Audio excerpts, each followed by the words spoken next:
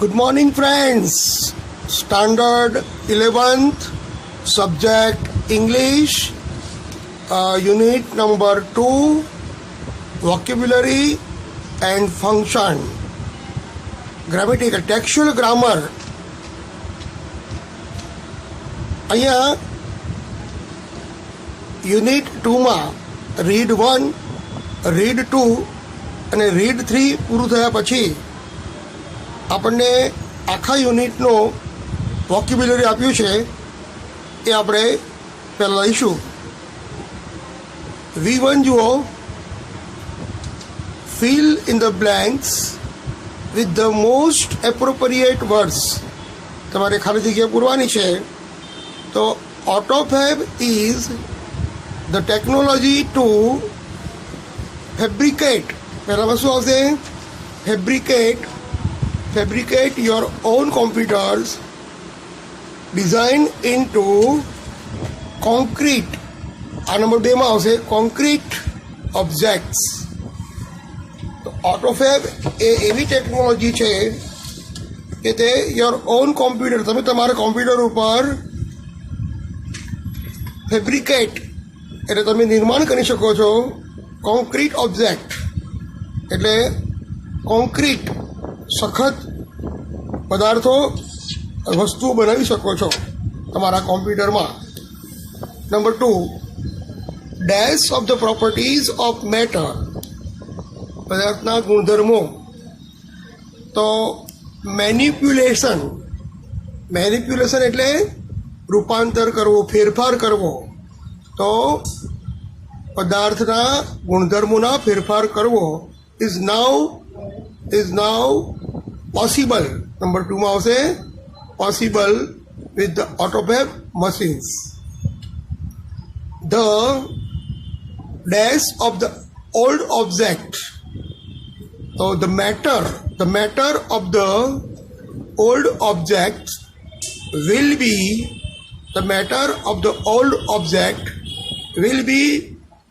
converted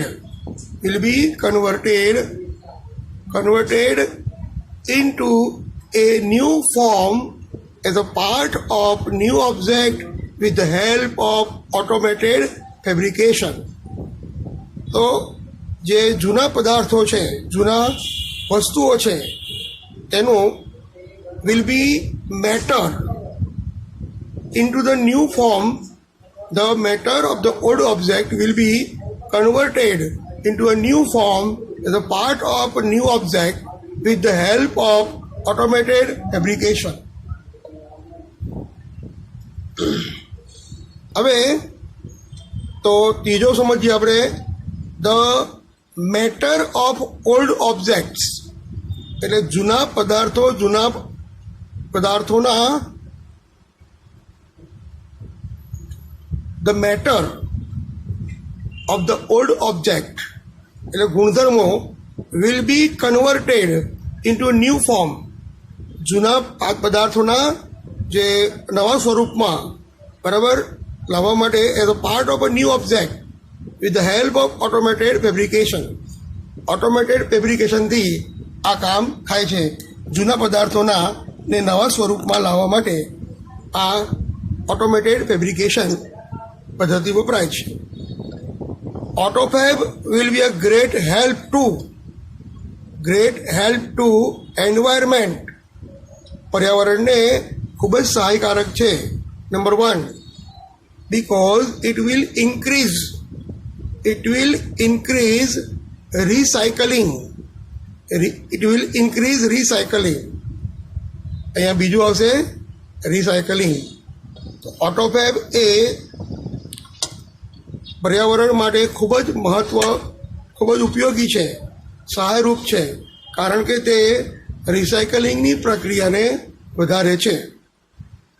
AutoFab technology may open up, પહેલામાં આવશે open up. Number 1, open up the way of human body,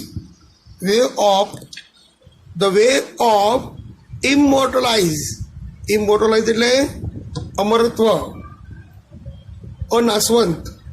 AutoFab technology may open up the way of immortalize human body. તો આ રીતે ખાલી જગ્યા પૂરવાની હતી. હવે એ જ રીતે V2માં જોઈએ. તમને V2માં fill in the blanks with the proper form of words. બ્રેકેટમાં તમને જે શબ્દ આપ્યો છે એનો યોગ્ય આપણે રૂપ બનાવવાનું છે. તો પહેલું છે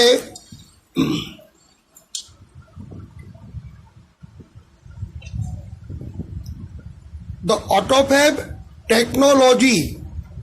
ટેકનિકની શું આવશે? Technology. TECHNOLOGY. The AutoFab technology will, અહીંયા થોરો તો thoroughly, THOROUGHLY, thoroughly change the word. Number 2, with the arrive. Arrive નો નાઉન છે arrival. With the arrival, આગમન and spread of autofab, the huge factories will disappear. અહીંયા appear નું opposite disappear આવશે. બરાબર? એટલે ઓટોફેબના ફેલાવાથી અથવા આગમનથી મોટી મોટી ફેક્ટરીઓ હવે અદૃશ્ય થશે. કેમ કે જે મોટી ફેક્ટરીઓ છે એ કામ એક મશીન, એક નાના મશીન દ્વારા બધું કામ થઈ જશે. Pranav has made an extraordinary. Ordinary શું આવશે? એક્સ્ટ્રાઓર્ડિનરી. એચિવનો એચિવમેન્ટ. MENT લાગશે. પછી નંબર 4 જુઓ. એટા યુથ છે. એટલે યુથ એટલે યુથનું શું આવશે? યંગ. તો at a young age Pranav Mistry has earn a lot of fame. FAME, fame, with a president's award. અહીંયા યુથનું આવશે યંગ, YOUNG. નંબર 5. તો અહીંયા એક્સટેન્શન. તો એક્સટેન્ડ શું આવશે? એક્સટેન્શન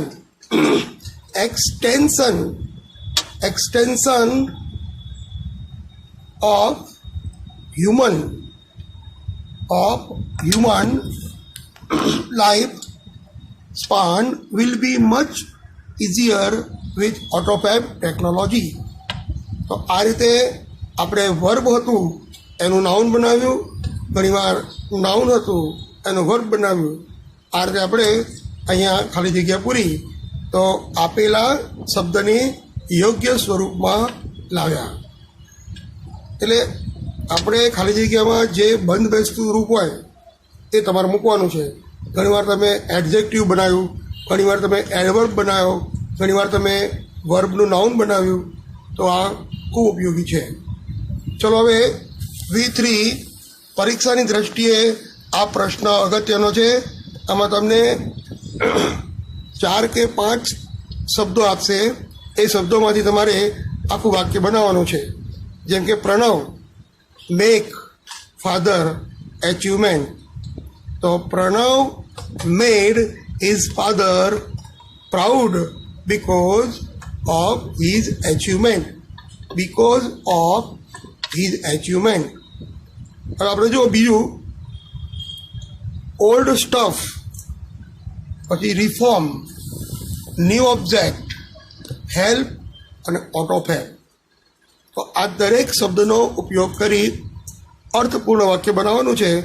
તો AutoFab helps to reform. AutoFab helps to reform old stuff into a new object. ફરી જોઈએ. ઓટોફેબ helps to reform old stuff into new objects. આપણે આપેલા તમામ શબ્દોનો ઉપયોગ કર્યો. ઓટોફેબ, ક્વોલિટેટિવ, ડ્યુરેબલ અને machine.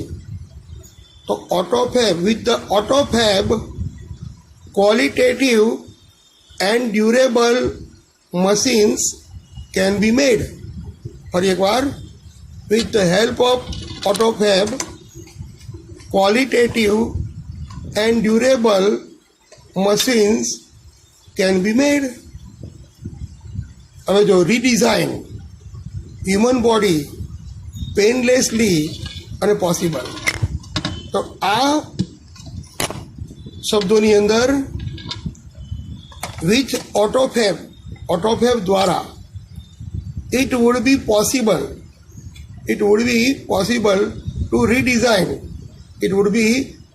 to redesign human body painlessly. With the AutoFab it would be possible to redesign human body painlessly. Number 4 જોઈએ, ડિસેન્ટ્રલાઇઝેશન, ફેક્ટરી, વિલેજ ક્રાફ્ટ. તો decentralisation એટલે વિકેન્દ્રીકરણ, ફેક્ટરી, વિલેજ ક્રાફ્ટ એટલે ગ્રામ્ય કળા. તો village craft will encourage decentralization of factories. આ રીતે આપણે આખું વાક્ય બનાવી શકીએ. Village craft will encourage decentralization of factory. Number 5 જુઓ, ટેલિટચ, ડિસ્ટન્સ અને thing. ટેલિટચ helps us to operate distant things without touching them. Teletouch helps us to operate distant things without touching them. Number 6, machines properly, dangerous otherwise. So machines should be handled properly. Otherwise they may turn dangerous. મશીનને યોગ્ય રીતે વાપરવું જોઈએ, નહીંતર તે આપણા માટે ખતરાજનક છે. Match A and B. Match A with B and frame a sentence using both of the words. તમારે એની જોડે બી જોડવાનો છે અને પછી એ ઉપર આધારિત વાક્ય બનાવવાનું છે. તો અહીંયા તમે જુઓ, બિલ્ટ ફોર. તો Raen Basera are built for the night stay of homeless people. જે ઘર વિહોણા લોકો છે એ લોકો માટે રેન બસેરા એ રાત્રિ રોકાણ માટે બનાવવામાં આવે છે. પછી અહીંયા પુટ ઇન. તો they put in their best efforts to make the project successful. They put in their best efforts to make the project successful. તેઓ પોતાનો શ્રેષ્ઠ પ્રયત્ન કરે છે, પ્રોજેક્ટ સફળ કરવા માટે પોતાના પૂરતા પ્રયત્નો કરે છે. પછી ગુડ એટ.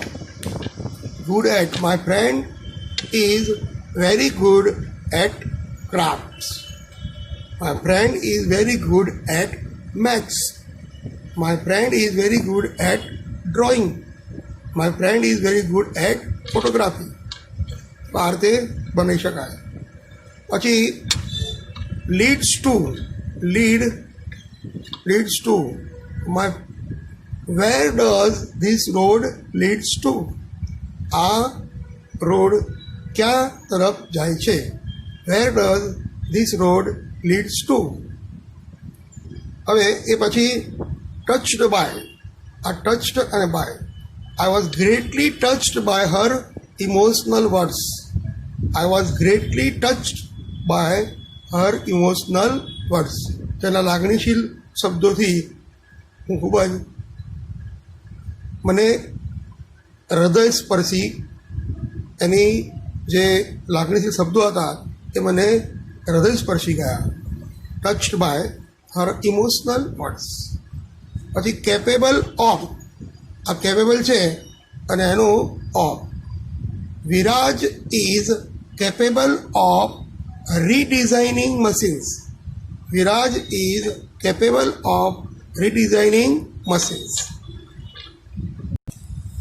હવે મિત્રો, યુનિટ નંબર 2માં ગ્રામરમાં આપણે ડિગ્રી ઓફ કમ્પેરિઝનનો ઉપયોગ કરવાનો છે.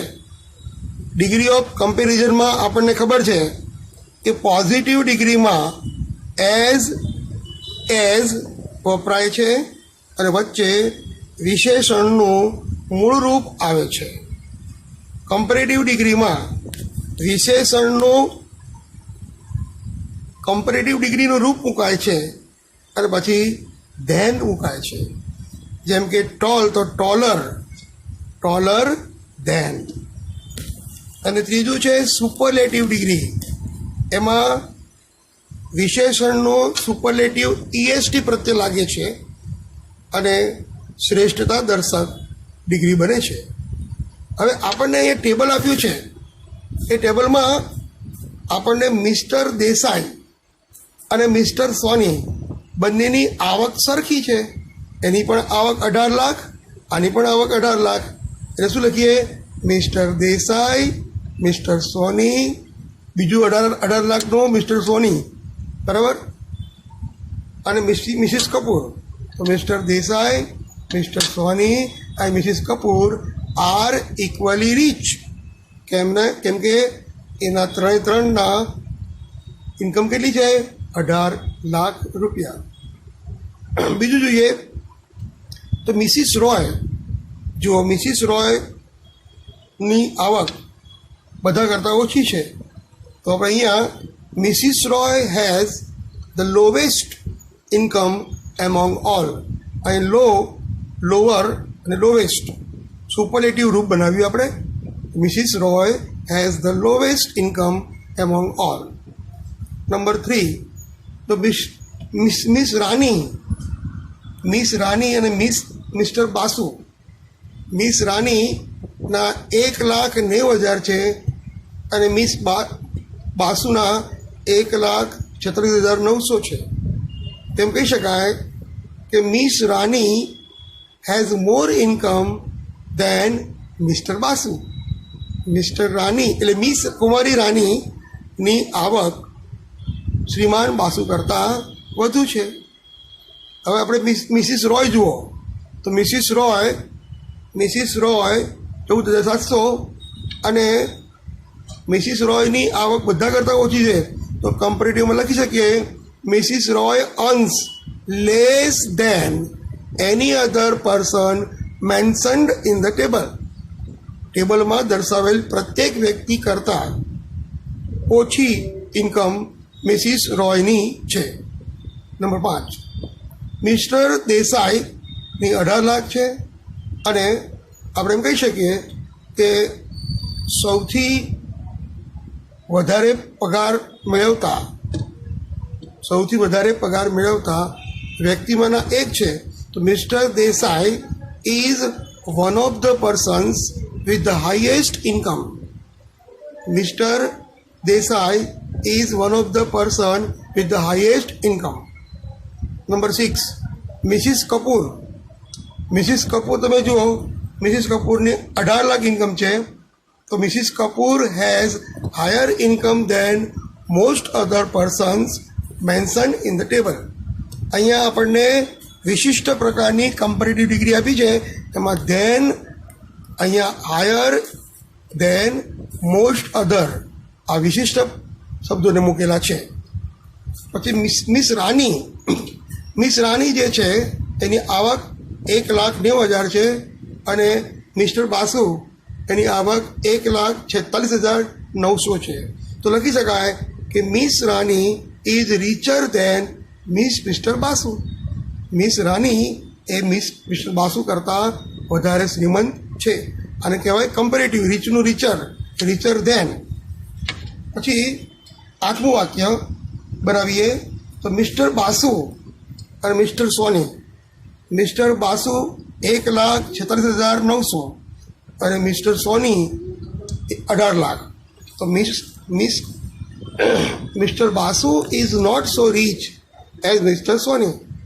Mister Basu is not so rich as Mister Soni. 9મું જુઓ, મિસિસ કપૂર. મિસિસ કપૂર 18 લાખ અને મિસ્ટર દેસાઈ 18 લાખ. તો Mrs Kapoor is as rich as Mister Desai. As rich as શું બતાવે છે? પોઝિટિવ ડિગ્રી, વિશેષણનું મૂળ રૂપ આવે છે. મિસિસ રોય 14,700 અને મિસ્ટર દેસાઈ 18 લાખ અને મિસિસ કપૂર 18 લાખ.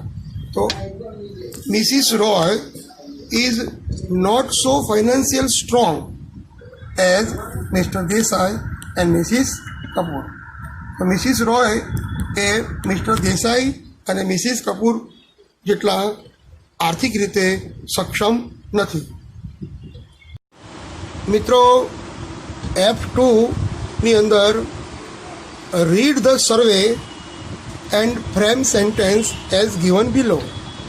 તો આપણને અહીંયા પહેલું આપ્યું છે કેટેગરી એટલે વિભાગ, બેસ્ટ સિટી ચેન્નઈ અને ઇમર્જિંગ સિટી એટલે ચેન્નઈ એ બધી જ કેટેગરીઓમાં શ્રેષ્ઠ શહેર છે અને એના પછી ઇમર્જિંગ એટલે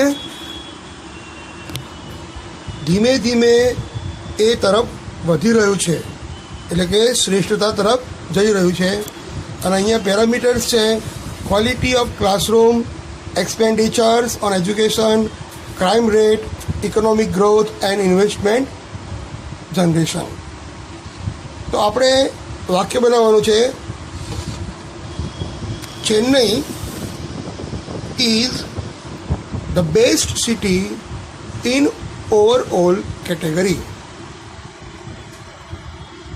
અહીંયા બીજું લઈએ, Thiruvananthapuram is the best city for best city in housing and transport category. તો અહીં મુખ્ય ટેબલ પર ધ્યાન આપીએ આપણે કે Shimla is the best city in environment.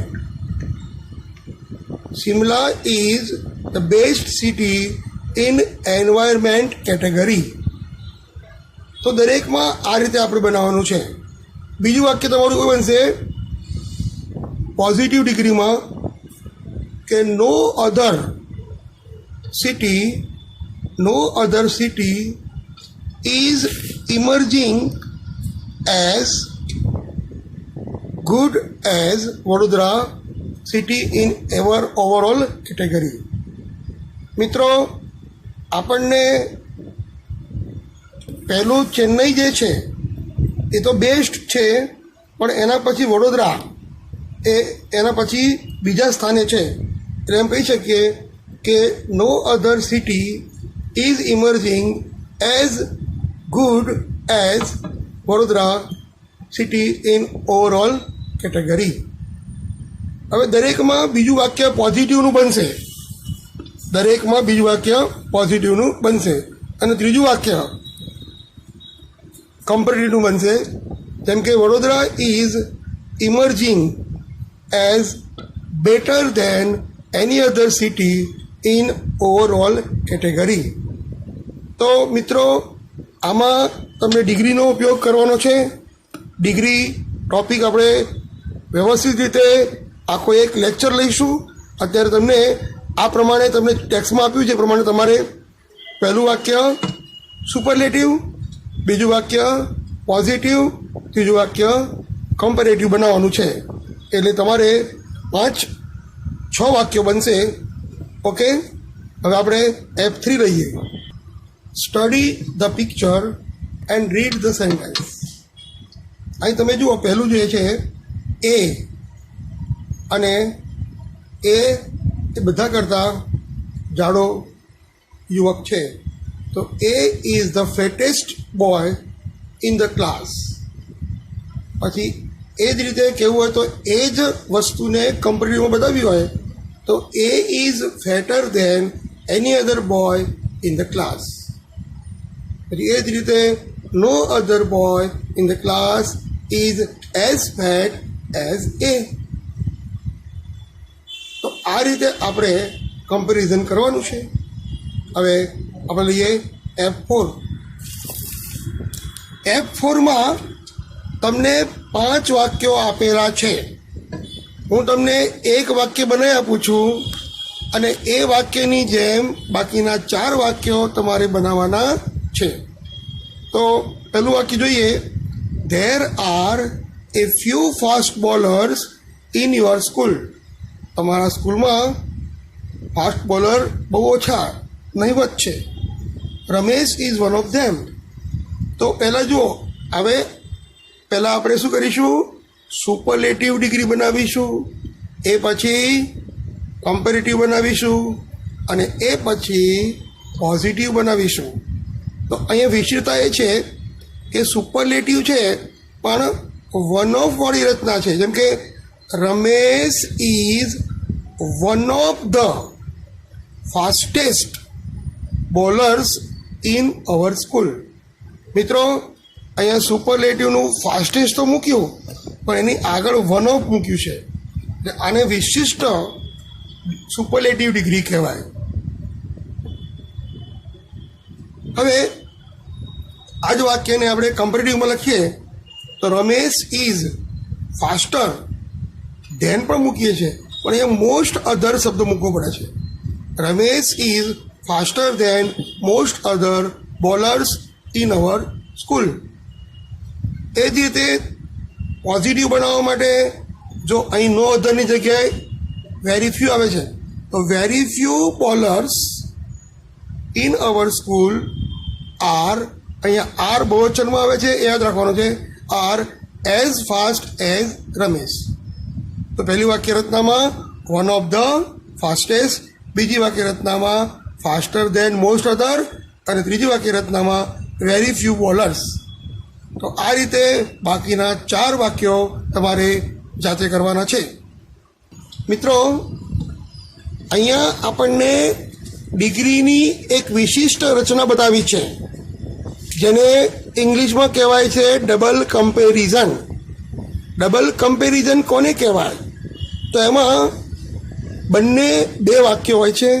બંને વાક્યોની અંદર પ્રથમ શબ્દ એ ધ આર્ટિકલ હોય છે, એ પછી ધ આર્ટિકલ પછી કમ્પેરેટિવ ડિગ્રીનું વિશેષણનું રૂપ હોય છે અને એ પછી SVO. એટલે આપણે એમ કહીએ છીએ તમે જેટલી વધારે મહેનત કરશો એટલા વધારે ટકા લાવશો.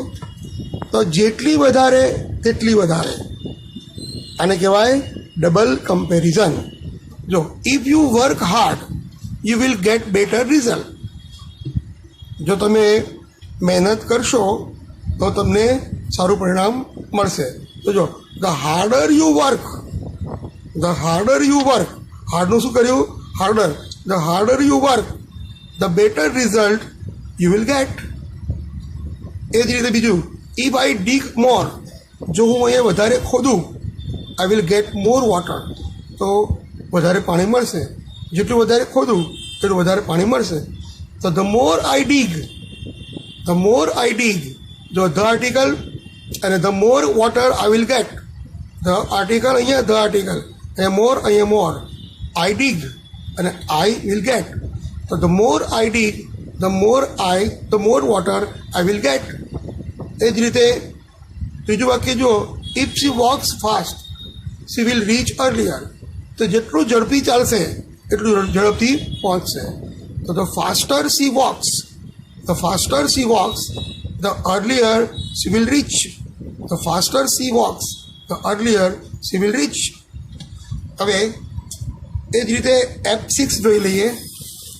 અને F6માં તમારે ડબલ કમ્પેરિઝન જ છે, પણ તમને બ્રેકેટની અંદર બંને વિશેષણ આપ્યા છે.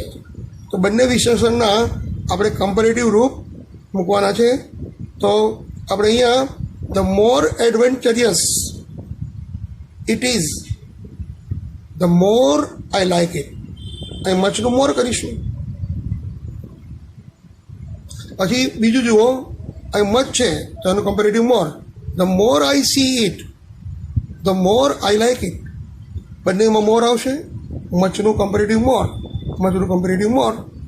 ધ ઓલ્ડર વી ગ્રો, આપણે જેટલા પણ વૃદ્ધ થઈએ, બરાબર, the older we grow, the wiser, wiser શું આવશે? Wiser we become. એટલે આપણે જે આપણાથી મોટા ઉંમરના હોય એને શા માટે આપણે આશીર્વાદ લઈએ છીએ? કારણ કે એમણે જીવનમાં વધારે જોયું હોય, વધારે અનુભવ્યું હોય, વધારે જ્ઞાન પ્રાપ્ત કર્યું હોય. The older we grow, the wiser we become. Number 4, તો અહીં હાઈ છે એનું હાયર થશે. The higher you climb, the colder it gets. The colder it gets. તો હાઈનું હાયર, કોલ્ડનું કોલ્ડર. 5મું, the sooner they go, the sooner they go, the better it is. The better it is. મિત્રો, આજે આપણે degree of comparison અને double કમ્પેરિઝનની વાત કરી. અને આ ટૉપિક માત્ર અત્યારે આપણે અલ્પ વિરામ મૂકીએ છીએ. એને ફરીથી આપણે એકવાર લઈશું, જે 12થમાં પણ બહુ ઉપયોગી છે અને 11થમાં પણ ઉપયોગી છે. તો હવે આ તમે બધું લખી રાખો, લખીને પ્રેક્ટિસ કરો, તો જ તમને આવડશે. આ બધું હાયર લેવલનું ઇંગ્લિશ છે. તમે મારી જોડે પ્રેક્ટિસ કરશો તો જ આવડશે. તો મળીશું નેક્સ્ટ લેક્ચરમાં. C you again on the next lecture. Bye bye.